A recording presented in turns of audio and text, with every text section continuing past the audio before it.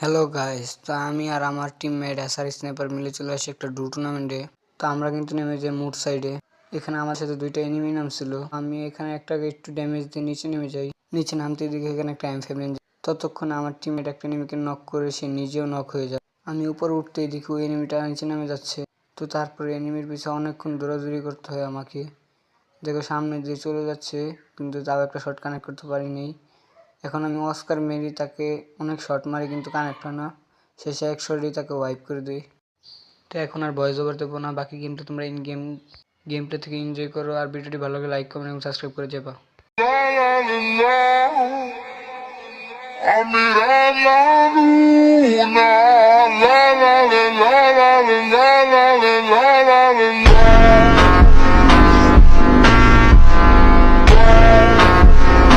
তো আজকের জন্য বাই, এবং ভিডিওটি কেমন লাগছে কমেন্টে জানাবা।